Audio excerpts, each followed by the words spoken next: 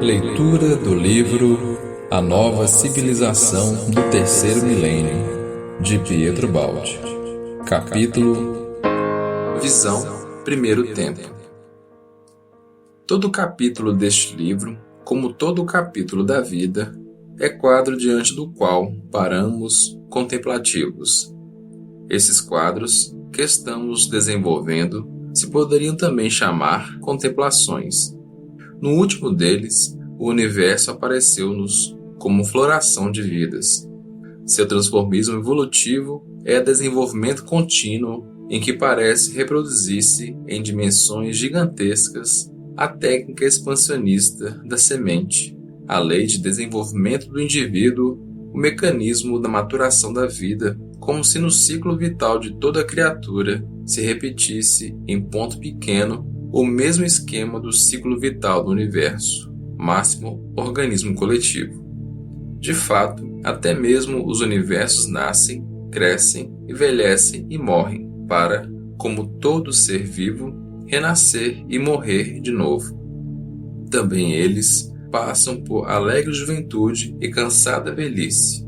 Desenvolve-se de um germe e, ao morrer, deixam seus despojos mortos. Todos os fenômenos parecem desenvolver-se de acordo com um só esquema.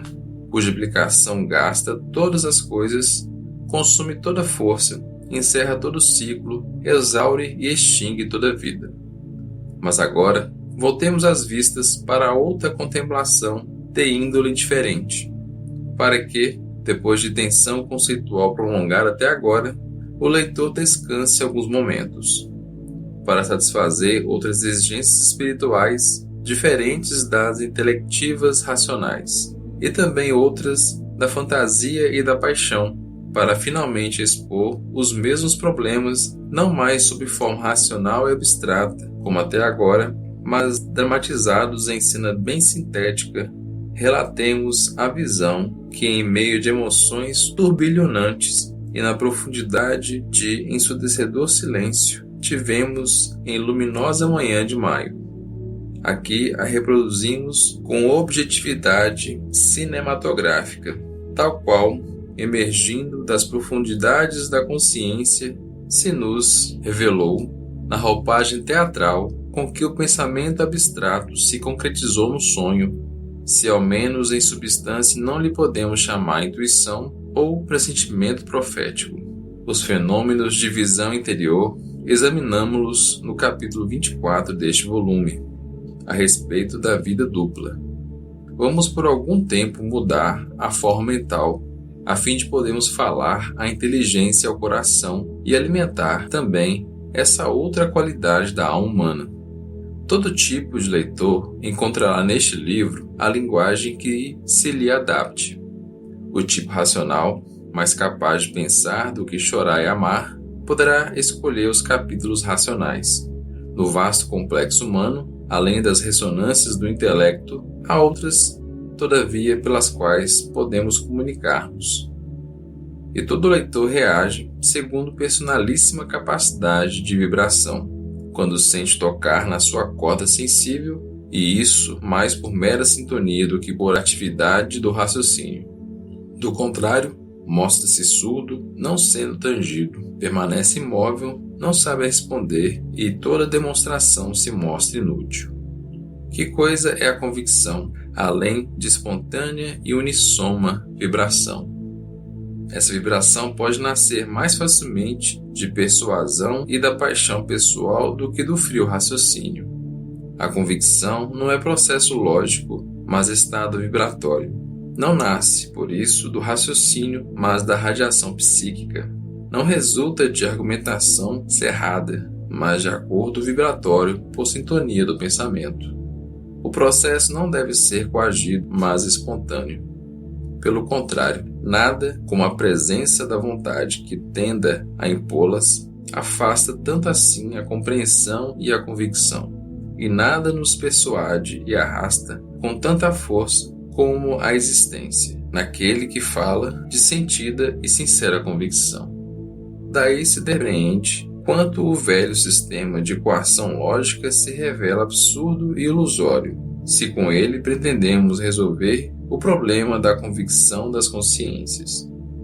Esse método coativo mais ou menos se origina da luta, constitui a transferência para o plano psicológico do sistema do involuído, diante de quem a força significa vitória. Mas o pensamento está bem mais acima e seu valor escapa-lhe. Assim, o desejo de proselitismo, ao invés de atrair, costuma repelir, pois provoca desconfiança. O desejo de conquista excita resistência. Por isso, quando argumentarmos, convém limitarmos-nos sempre a expor, sem jamais pretender forçar a persuasão, simples ato de adesão espontânea. Sendo assim, toda atitude que lembre a força e a imposição tende a resultados absolutamente negativos. Não é a astúcia raciocinadora, nem a tramóia sutil, nem o desejo de fazer prosélitos que me fornece substância ao pensamento e me anima à palavra, mas a flama da fé e a sua profundeza, a evidência e a intensidade da própria visão. À guisa de disco fonográfico, as palavras registram-lhe escrupulosamente a radiação e assim a reproduzem ao leitor. A palavra falada ou escrita não passa de vibração fonética ou graficamente expressa, vibração dirigida à formação de outras vibrações. Se ela, embora brilhante e vestida, é substancialmente falsa, apenas poderá gerar vibrações falsas.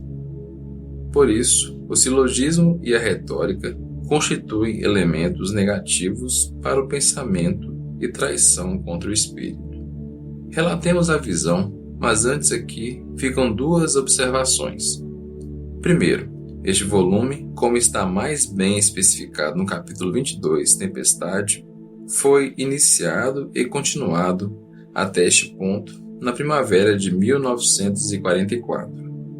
Essa visão eu a tive na manhã de 12 de maio de 1944, sexta-feira, isto é, 33 dias após a manhã de Páscoa, coincidência percebida só mais tarde. Essa visão registrei-a imediatamente por escrito e vou reproduzi-la agora sem modificação alguma. É a pura verdade. Segundo, a visão pode assumir vários significados, superficiais ou profundos, conforme a capacidade de compreensão do leitor.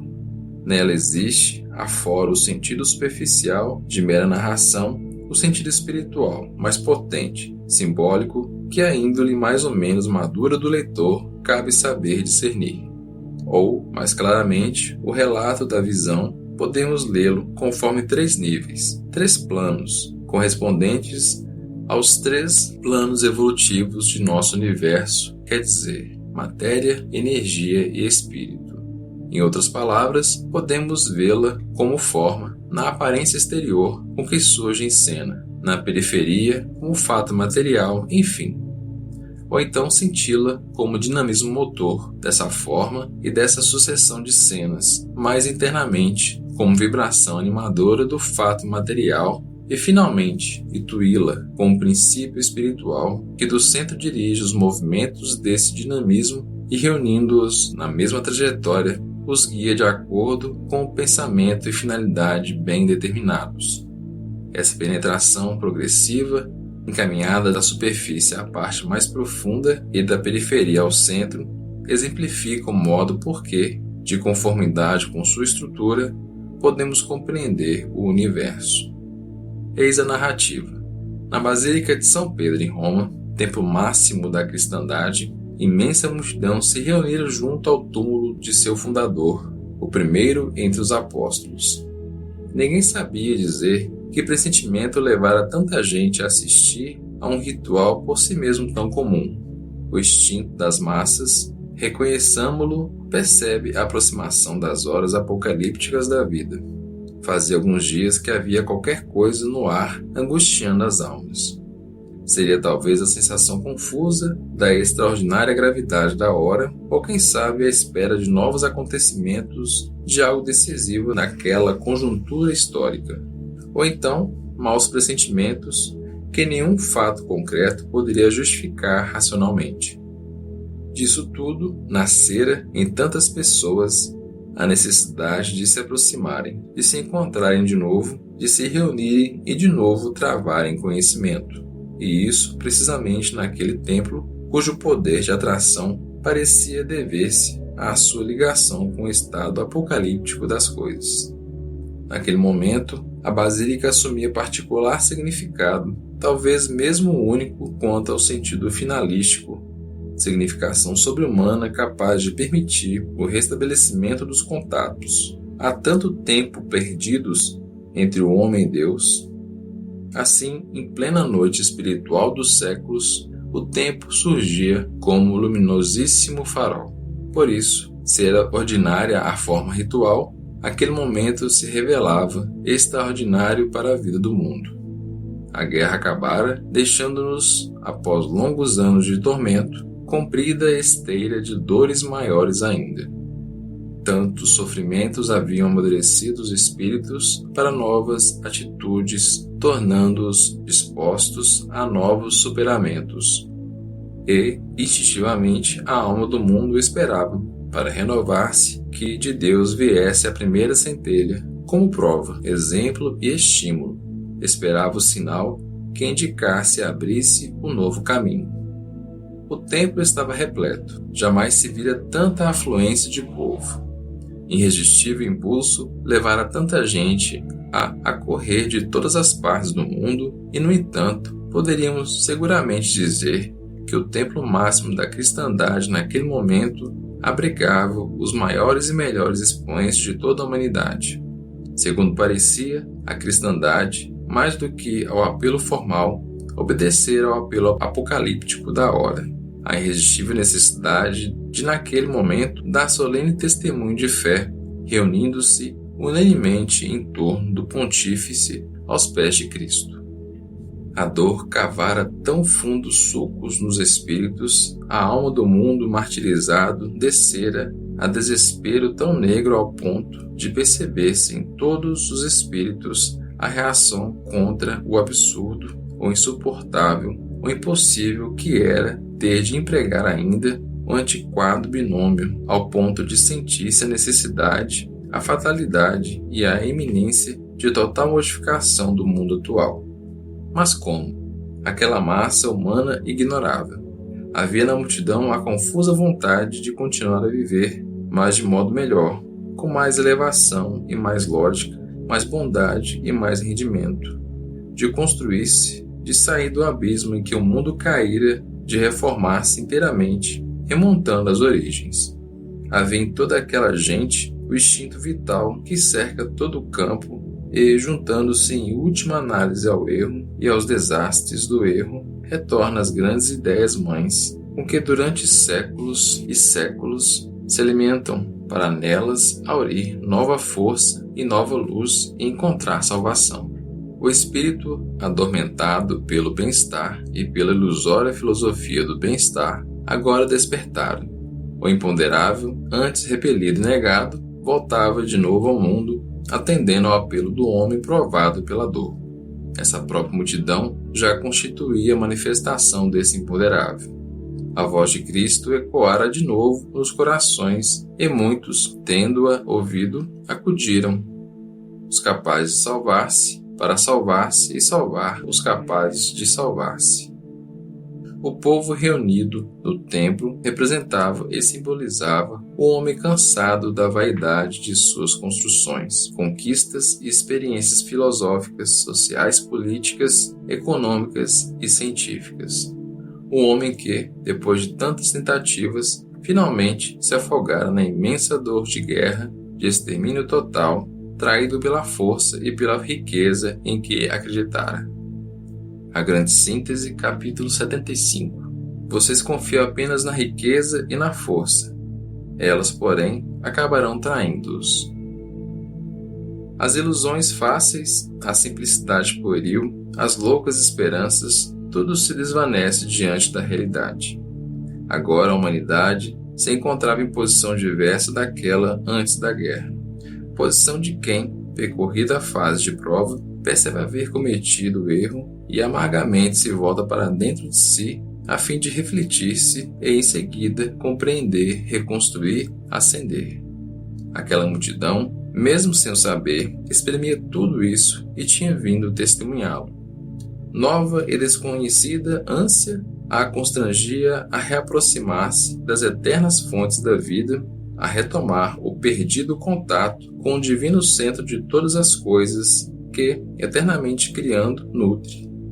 A nota dominante na psicologia daquela massa de povo se constituía da invocação apaixonada e retumbante dirigida ao céu. Sob esse impulso maior e mais significativo, ondeavam nas massas variegados impulsos menores, vórtices de terror, chamas de esperança, de fé e amor, zonas crepusculares de dúvidas e desencorajamento, manchas lívidas de ódio ou de treva. Mas o dinamismo dominador se representava por abrasadora sede de bem e de justiça e se elevava como purpurino cálice de ofertório, projetado para o alto como um resplendente cone para dar e receber, arremessado contra as fechadas portas do céu, à procura da potência que as reabrisse dando para o inferno terrestre e prometesse luz salvadora em meio das trevas acumuladas pelo mal. O grande número, a violência do desejo, a intensidade da aparição, a substituição do indivíduo pela massa, em que todo impulso individual se reforçava, combinando-se e somando-se com outros, tudo isso formava irresistível corrente de pensamento de alta tensão retilínea e ascensional, vibração sonora e penetrante, imensa e poderosa oração, que crescia e transbordava como se fosse maré montante, avançava tempestuosamente e em meio de relâmpagos subia, turbilhonando em direção ao céu. Nossa narração começa quando, nesse dinamismo central e dominante, inesperadamente se enxerta outro e ambos se combinam, excitando reações e caminhando soluções. Esse novo dinamismo é o dinamismo particular do drama que agora começa. O momento, já de si grave, tornava-se cada vez mais grave. O pontífice já devia ter descido há 2 horas a fim de celebrar o rito na basílica.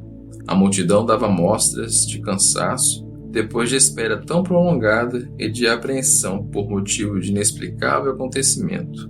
A tensão crescia sempre mais, a preocupação continuamente se agravava. No seio daquela massa enorme se propagava ligeiro murmúrio que, apesar do respeito devido ao local, se ia tornando mais extenso e profundo. Na psicologia coletiva começava a caracterizar-se e a fixar-se o pressentimento confuso, mas crescente, de perigo desconhecido. Quem sabe que perigo? Mas grave e pendente sobre a cabeça de todos. A intuição popular percebia o imponderável, indicando a aproximação de imenso perigo, de terrível ameaça que, embora invisível, advertia de sua presença. Onde vão as massas buscar intuições? Talvez a interpretação lógica de alguma sintonia, embora exagerado pela imaginação, como, por exemplo, um atraso, um gesto, um passo nervoso, um diz que diz. O senso do perigo e do medo é o mais antigo e profundo do organismo humano e corresponde a instinto dos mais ativos e arraigados por dura experiência. A maior atenção das defesas físicas dirige-se para a conservação. Nas multidões, talvez algum sensitivo funcione como antena receptora em relação à massa, que desempenha o papel de caixa de ressonância, de amplificador, aumentando desse modo o volume do dinamismo e reforçando com a qualidade de energia representada por ela, qualidade fornecida pelo sensitivo antena. De fato, em dado momento da maturação do fenômeno, isto é, quando se atinge determinado potencial, a faísca incendiária explode e alguém, desempenhando o papel de faísca e mais intérprete do que criador, encaminha os movimentos da massa. Assim se desencadeiam correntes incontroláveis. Alguém percebe antecipadamente aquilo que mais tarde todos perceberão. Demonstra-se sob forma sensível, e então os demais o reconhecem. Se o pioneiro do movimento de fato não ouviu e compreendeu a voz do imponderável, a multidão por sua vez nada ouve e por isso ninguém o acompanha. Se o pioneiro não revela o que todos já sabem existir, se a ele não é voz coletiva, mas individual, a multidão não entende e a abandona. Trata-se de registro e ampliação de fenômeno de ressonância. Primeiro alguém vibra, em seguida sensibiliza a íntima e vaga intuição geral, revela e comunica. Os demais recolhem essa voz, controlam-na, caso corresponda à sua íntima intuição, e só nesse caso a aceitam e perfilham, aderindo a ela e dando-lhe contribuição de forças. Numa cadeia de intuições, os indivíduos, inconsciente e instintivamente, se auscultam e controlam mutuamente. Desse íntimo contato intuitivo nasce o consenso coletivo. Espontaneamente, dizem. Produzido por todos em geral, e não por alguém em particular, esse consenso resulta da lei do fenômeno que nesse momento revivemos e da vontade das forças que o dirigem. Na multidão como no povo, em todo fenômeno de psicologia coletiva, toda célula componente contribui com sua ressonância, recebe e transmite, alimenta-se da vibração coletiva e nutre-a por sua vez, restituindo-a multiplicada por si mesma e reforçada pela própria energia. Desse modo, se emperteiam, se formam, oscilam, se definem, se acentuam, se impõem correntes de pensamento e isso obedecendo inconscientemente à lei do fenômeno, nascendo da bagatela aparentemente sem importância, quando no íntimo todas as coisas estão maduras e saturadas e finalmente crescendo como avalanche que tudo altera e destrói com terrível potência. Nisso passou mais uma hora sem que o pontífice aparecesse. A ansiedade e o desentendimento iam se tornando cada vez mais profundos e começavam a manifestar-se por intenso murmúrio, por agitação confusa, pelo crescimento daquele bramido de oceano com que se aparece a voz das massas, pelo crescimento daquelas ondas encalpeladas que são os movimentos populares. Viam-se na superfície assim como que rodamoinhos, e em seguida vácuos, correntes, ângulos remansosos e nas passagens estreitas corredeiras. Aquela multidão palpitante interrogava a si mesma. Queria sair, libertar-se, dilatar-se no espaço. Queria dispersar-se, visto como vinha a faltar-lhe o objetivo representativo da força de coesão que a mantinha unida.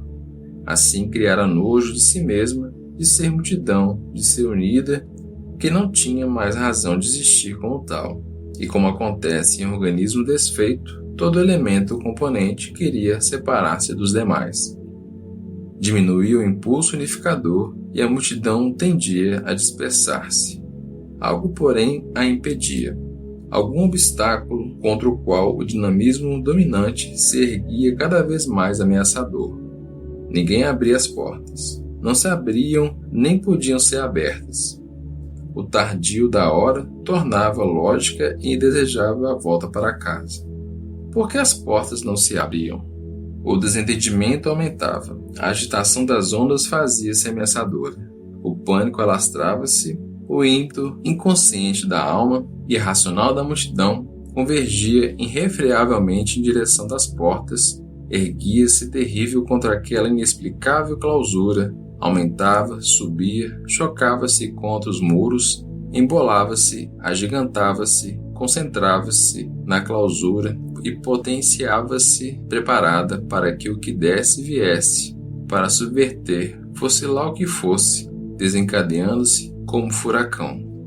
Em meio dessa tempestade, sozinho no meio de tanta gente, um homem, guiado até aquele lugar pelas sábias combinações de forças da divina providência, aparentemente fortuitas e que a nossa ignorância dá o nome de acaso, esse homem, indiferente e com a aparência de quem estava muito longe dali, mas de fato presente e ativo em plena tempestade, esse homem escutava. Ressoava nele o rugido psicológico da multidão, Mais de perto, porém, impressionava-o a voz interior que, acima do turbilhão e vencendo, lhe falava. Parecia estar no centro do turbilhão que era superado pela voz. Debatia-se, arrastado pelo poder dessa voz, a que sua razão, lutando desesperadamente, debalde tentava resistir. Eis o colóquio íntimo em meio da tempestade. A voz: Vamos, chegou a hora. Está na hora de cumprires tua missão. Vamos, agora ou nunca. O homem: Senhor, não vão compreender. Já tu disse várias vezes, não me seguirão. É tolice tentar de novo. Seria o mesmo que semear nova desordem. É imprudente excitar multidão agitada. Não quero ser o causador de males. Além disso, sinto-me cansado e incapaz, ignorado e só. Não posso dominar forças tão gigantescas. A voz: Está na hora de cumprires tua missão. Agora ou nunca. Deixa-me ir na tua frente. Segue-me, ou então vou sozinho ao encontro do inimigo. Na multidão, preocupada consigo mesma, ninguém prestava atenção àquele homem. Ninguém o notara ainda, ninguém o conhecia. O furor da luta íntima causava-lhe ansiedade. O deslocamento das pessoas tinha o levado até quase ao centro do templo, perto do altar-mor. De repente, achou-se ele diante de espaço livre, voltado para o centro da balaustrada. Impulso proveniente da multidão o atirou aturdido naquele espaço, como que um relâmpago o cegou. À luz do relâmpago lhe apareceu a figura de Cristo. Estava à sua direita e na sua frente. O homem então exclamou: Domine quos vadis? Aonde vai, Senhor? E dirigindo-se ao povo gritou ainda: Cristo, Cristo, eu vi o Senhor. A multidão voltou-se estupefata, ouvindo o grito inesperado, e ficou perplexa. Então, em pé, diante do cancelo da balaustrada, com a mão direita bem levantada, o homem falou. A multidão voltou-se para ele, ouviu, entendeu, escutou. Pouco a pouco a calma se transmitiu até aos mais distantes e ele disse-lhes com voz retumbante: Irmãos, o caráter excepcional da hora exige métodos excepcionais e nos impõe segui-los. Nos tempos normais, a forma domina a substância. Nos momentos supremos, a substância domina a forma. De fato, este momento é excepcional. Falo-vos em nome de Cristo. Ele me trouxe até aqui e vive em mim, mais forte que eu. Não consigo resistir-lhe. No instante em que eu saía do meio da turba, os meus olhos viram o Senhor e lhe perguntaram, como Pedro, quando fugia de Roma: Domine quos vadis? E o Senhor me disse: Segue-me, ou eu então irei sozinho ao encontro do inimigo. Hoje é o dia de minha batalha e hei de vencê-la desarmado. Em verdade, só desarmados é que vencemos os inimigos, sejam quais forem. Cristo, aqui presente, é nosso guia. Esta hora não é a da forma, mas a da substância. É a hora de distinguir entre a fé criadora dos mártires e a fé cansada e aparente dos adormecidos. O momento exige essa distinção. Quem está do lado do Cristo, não importa qual seja a forma humana, desde que verdadeiramente cristão, quer dizer, para a vida e para a morte, se dê agora testemunho. Saía da multidão, entra em fila no corredor central, que está livre, e prepara-se para seguir Cristo, nosso guia. O homem respirou fundo, depois continuou: Não sabeis? Mas em 2 palavras vos direi o que está acontecendo. Estamos presos neste templo. Suas portas estão fechadas por fora. Não podemos sair.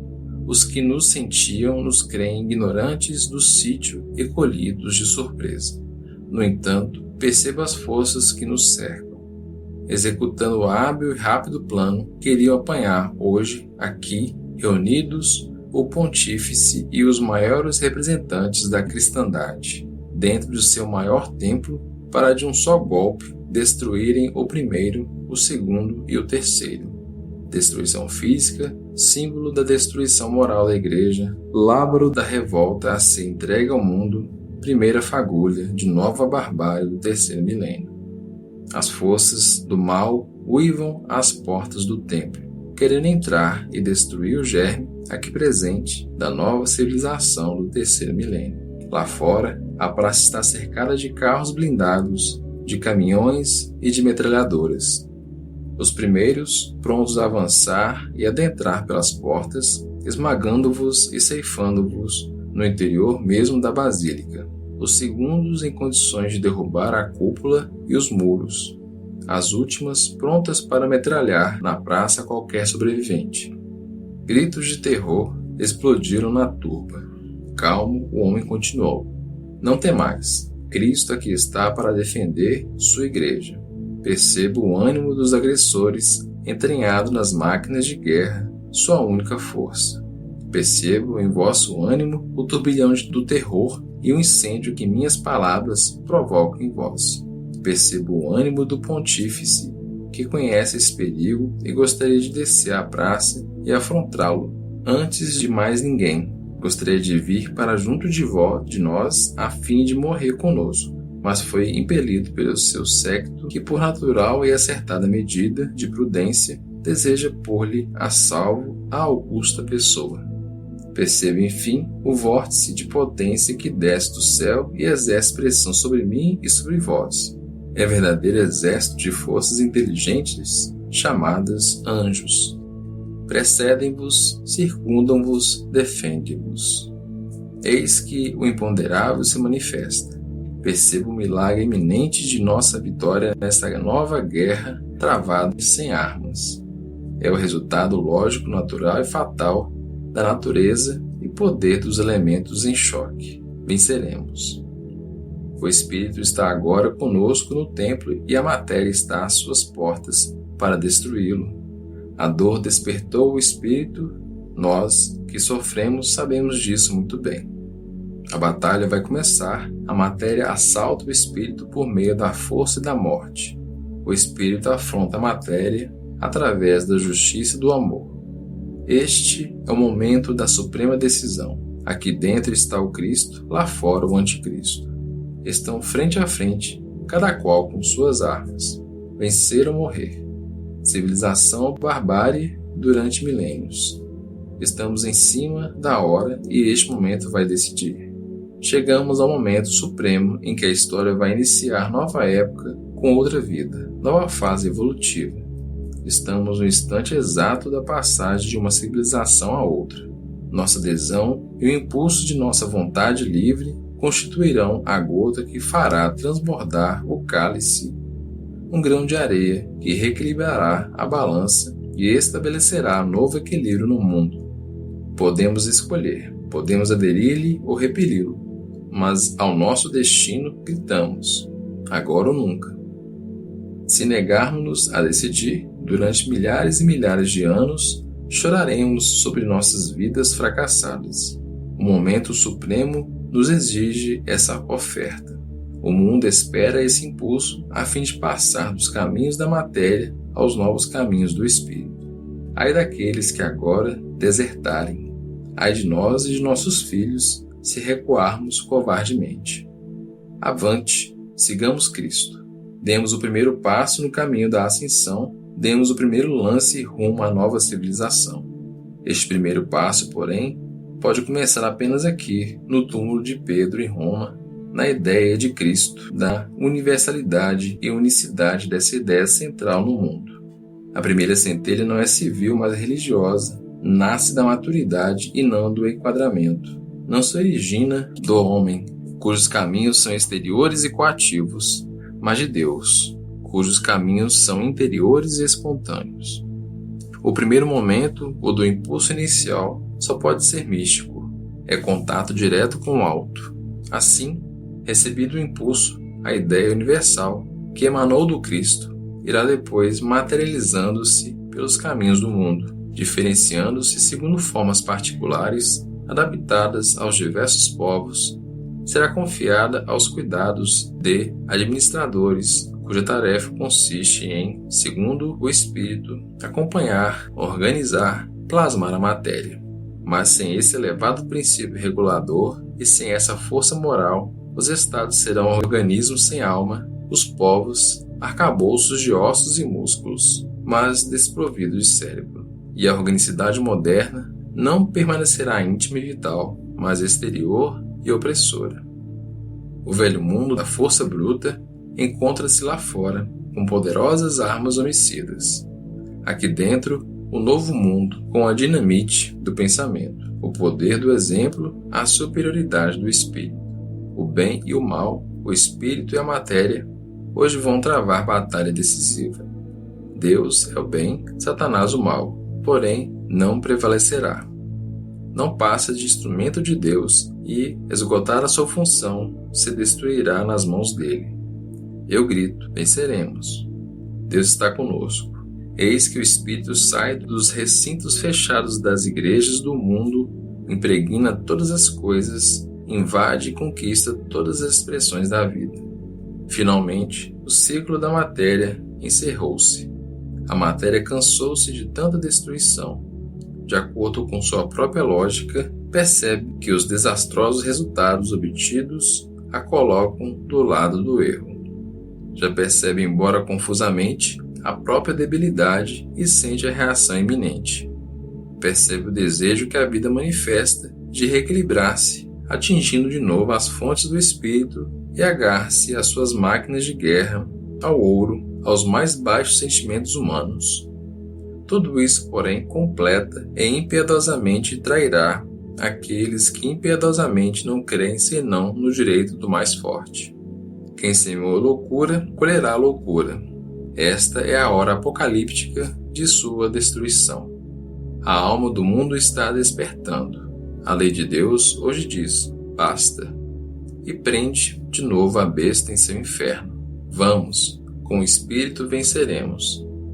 Assim falou o homem, a multidão que escutava, sucessivamente atônita, comovida, conturbada e estática, a multidão calava.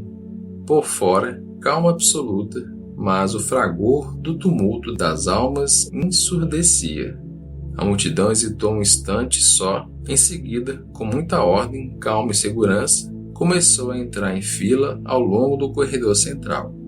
Os voluntários do sacrifício eram homens, mulheres, jovens e velhos de todas as classes de cultura, educação, posição social, nacionalidade e até mesmo de religiões diferentes. O apelo fora feito a todos, sem outra exigência senão a de ser simplesmente discípulo de Cristo, e muitos o atenderam, doutos e ignorantes, homens de ciência e homens de fé, patrões e operários, humildes e poderosos. Muitos, até mesmo religiosos e religiosas de várias ordens, militares de todos os postos hierárquicos, campeões de todas as modalidades. Mesmo os das fileiras do clero oficial, agrupado na abside do templo, alguns haviam entusiasticamente acorrido. Enquanto o multiforme cortejo se ia formando, o homem que havia falado olhava-o rezando. Antes de mover-se do lugar, ajoelhou-se diante do altar. Em seguida pediu uma cruz ao clero do templo, não metálica, mas de madeira, como a de Cristo, e assim a mais pobre possível. Não encontraram, por isso, com 2 tábuas improvisaram uma. Abraçou-a, beijou-a e começou a andar. Enquanto ia atravessando as fileiras dos que haviam respondido ao apelo, estes iam se colocando atrás dele em silêncio e em ordem. Assim se formou o cortejo dos voluntários, dispostos a enfrentar o perigo desarmados, em nome de Cristo e em defesa do Espírito, com o ânimo heróico e pacífico dos primeiros mártires cristãos. Não se tratava de enquadramento sob coação, mas de adesão livre e espontânea de homens convictos. Todos iam acompanhando o homem que carregava a cruz. Caminhando lentamente, já chegara ao fundo da igreja, de modo a ficar em frente da porta principal, fechada por fora. No momento, as forças do bem eram prisioneiras das forças do mal. Aí o homem parou, voltou-se para os mais próximos dele e disse-lhe: ajuda-me, irmão, a carregar a cruz, pois me faltam forças físicas e vou acabar caindo ao longo do caminho. Vou na frente. Minha cruz não é de matéria, é a cruz invisível do Espírito. O irmão compreendeu e segurou a cruz de madeira. Então, o homem caminhou até encostar a mão na grande porta principal, virou-se e encostou-se nela. Abriu os braços e ficou como se crucificado. Fitou a multidão, fitou o templo, elevou os olhos até a cúpula, orando e invocando à espera. Nada. A multidão esperava a ordem de abrir a porta do lado de dentro. Nada. Suspensos, todos esperavam um sinal, uma ajuda à realização do impossível. Nada. Inopinadamente, porém, os olhos do homem saiu um relâmpago que se transmitiu à multidão como se fosse descarga elétrica. Seus olhos fixaram-se em determinado ponto em frente à sua direita. Pareciam estar vendo alguém, e começou a falar-lhe lenta e submissamente. Disse, chorando 3 frases, mas nem mesmo os mais próximos o escutaram. Em seguida, afastou-se da porta, ajoelhou-se, beijou o chão, levantou-se e com voz retumbante gritou, dirigindo-se à multidão: Cristo está conosco, guia-nos, sigamo-lo. Em seguida, voltou-se de frente para a porta, abriu de novo os braços, levantando-os bem e olhou para cima. E a multidão, em resposta, vibrava, acentuava e, como caixa de ressonância, ampliava tudo quanto sentia, multiplicando e difundindo pelo imenso templo. Assim, a invocação que o homem dirigia ao céu se tornou potente e se agigantou até o ponto de transformar-se em irresistível turbilhão de forças. A terra parecia tremer, não mais porém por causa de impulso destrutivo, mas pelo ímpeto do mundo a caminho da ressurreição.